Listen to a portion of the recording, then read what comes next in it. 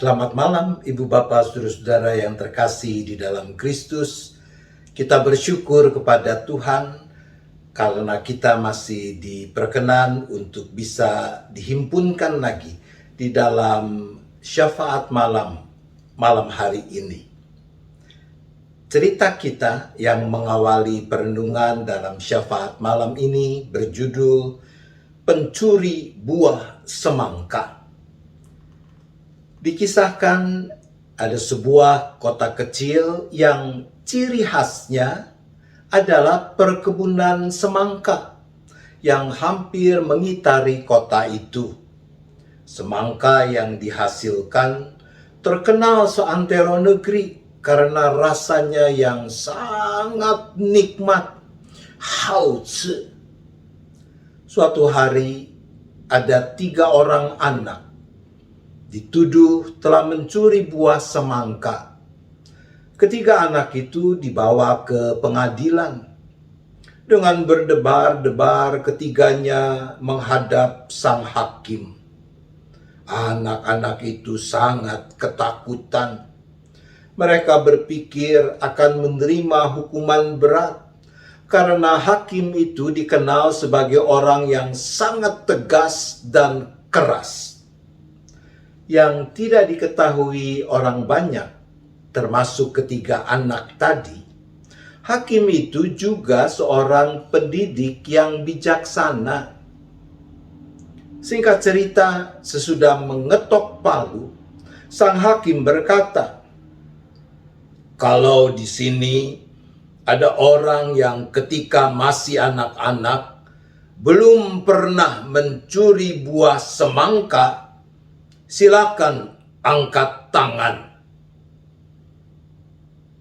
Sang hakim menunggu dalam keheningan sambil melihat ke sekeliling ruangan itu.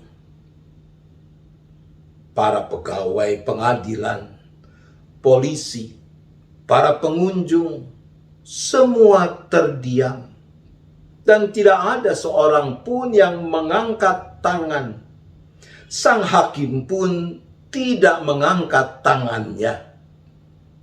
Ketika sudah yakin bahwa tidak ada satu tangan pun yang terangkat, hakim itu berkata, "Perkara ditolak." Dok. Selesai. Ibu bapak saudara-saudara yang dikasihi Tuhan, salah satu kecenderungan yang agak umum dalam kehidupan ini, bahwa sebagian orang gemar untuk menghakimi, menilai kesalahan orang lain, sambil pada saat yang sama mengabaikan kesalahan yang dilakukan diri sendiri, entah kesalahan yang sama ataupun kesalahan lain. Saat menghakimi, orang seakan menutup mata terhadap keterbatasan diri sendiri, membutakan diri terhadap kesalahan-kesalahan yang juga diperbuatnya, yang ada pada dirinya sendiri. Injil Yohanes pasal 8 ayat 2 sampai dengan ayat 11 mencatat sebuah peristiwa yang sangat menarik. Ketika suatu saat ahli-ahli Taurat dan orang-orang Farisi membawa kepada Yesus seorang perempuan yang kedapatan berbuat zina. Mereka mau mencobai Yesus. Mereka mulai dengan mengatakan, "Hukum Taurat memerintahkan kita untuk melempari perempuan-perempuan yang demikian. Apa pendapatmu?" Dengan ini, ahli-ahli Taurat dan orang-orang Farisi mau menempatkan Yesus pada posisi serba salah. Sebab kalau Yesus mengatakan, "Lepaskan perempuan itu," maka Yesus akan dicap menentang hukum Taurat.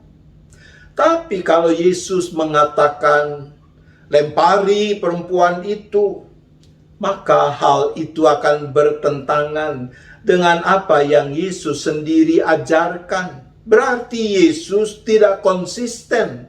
Nah, dia tidak bisa dipercaya kalau begitu. Tapi Yesus mau dilawan. Yesus melakukan sesuatu yang tidak pernah mereka bayangkan. Injil mencatat, Yesus membungkuk lalu menulis dengan jarinya di tanah. Kita tidak tahu apa yang sebenarnya Yesus tuliskan.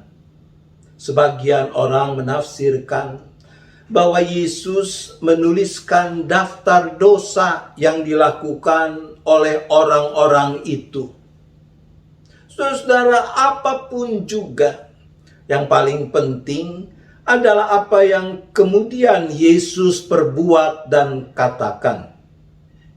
Ketika mereka terus-menerus bertanya kepadanya, Injil mengatakan, ia pun bangkit berdiri, lalu berkata kepada mereka, barang siapa di antara kamu tidak berdosa, hendaklah ia yang pertama melemparkan batu kepada perempuan itu. Luar biasa. Mirip seperti yang dilakukan hakim dalam cerita kita. Tapi yang Yesus perbuat lebih dari itu. Kalau si hakim tidak angkat tangan karena dia juga pernah mencuri semangka, Yesus dia tidak pernah berdosa. Dampaknya lebih luar biasa. Ini yang dikatakan Injil. Setelah mereka mendengar perkataan itu, pergilah mereka seorang demi seorang, mulai dari yang tertua. Dan yang paling luar biasa adalah akta kasih yang Yesus nyatakan kepada perempuan itu. Lalu Yesus bangkit berdiri dan berkata kepadanya, hai perempuan, di manakah mereka? Tidak adakah seorang yang menghukum engkau? Jawabnya, tidak ada Tuhan. Lalu kata Yesus, aku pun tidak menghukum engkau. Pergilah dan jangan berbuat dosa lagi mulai dari sekarang. Dengan ini Yesus mendemonstrasikan kasih Allah yang mengampuni dan memulihkan perempuan ini. Mari saudara-saudaraku, ketimbang sibuk mencari kesalahan dan menghakimi orang lain, mari kita bersungguh-sungguh mensyukuri anugerah kasih Allah yang mengampuni dan memulihkan kita melalui komitmen kita untuk jangan berbuat dosa lagi. Tuhan menolong kita. Amin. Mari kita berdoa. Bapa di sorga, kami mohon pengampunan-Mu kalau di sana sini kami masih suka menghakimi orang lain dan menutup mata terhadap dosa kesalahan diri sendiri. Untuk itu kami berdoa.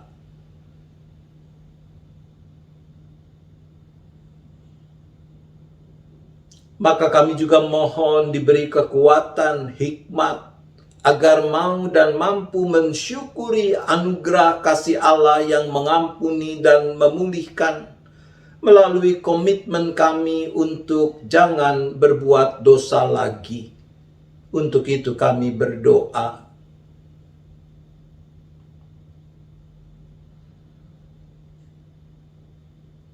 Bapa, kami juga terus berdoa bagi perjuangan umat manusia melawan pandemi COVID-19, khususnya ketika mulai ditemukan virus-virus yang sudah bermutasi sehingga makin membahayakan kehidupan ini. Untuk itu kami memohon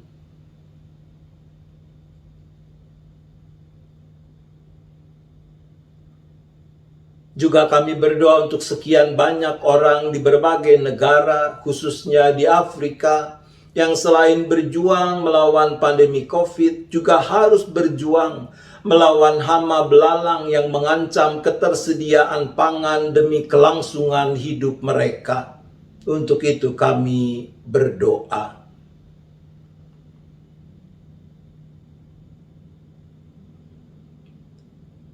Kami juga tetap berdoa bagi bangsa dan negara di mana kami menjadi bagiannya untuk upaya mengatasi pandemi, untuk para korban bencana alam, bagi pemulihan perekonomian, untuk terciptanya kedamaian dalam keadilan dan kebenaran dalam kehidupan bermasyarakat, berbangsa, bernegara di negara Republik Indonesia ini.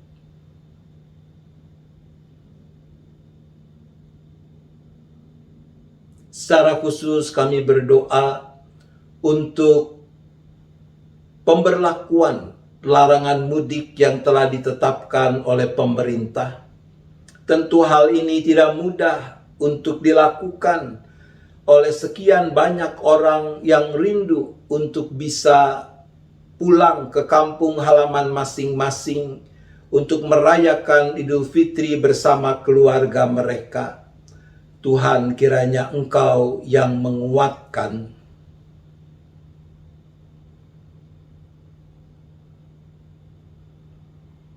Kami juga tetap berdoa untuk gerejamu, termasuk jemaat GKI Gading Indah, dengan berbagai kegiatan yang harus terus diselenggarakan sekalipun dengan cara virtual di dalam merawat hidup persekutuan, pelayanan, dan kesaksian sebagai gereja.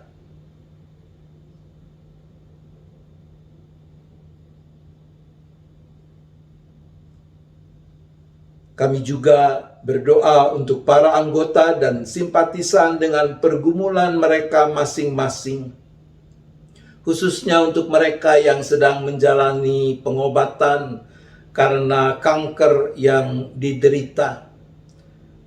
Mungkin ada juga yang bergumul dengan COVID-19 atau penyakit-penyakit lain. Untuk itu kami memohon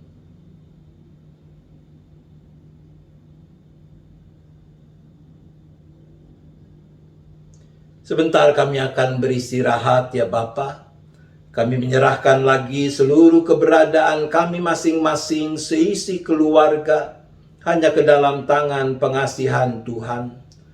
Engkaulah yang memeliharakan kami di dalam naungan tangan kasih-Mu, sehingga kami boleh beristirahat dengan cukup dan besok menyambut hari baru dengan penuh syukur, dengan penuh sukacita untuk terus memuliakan nama Tuhan.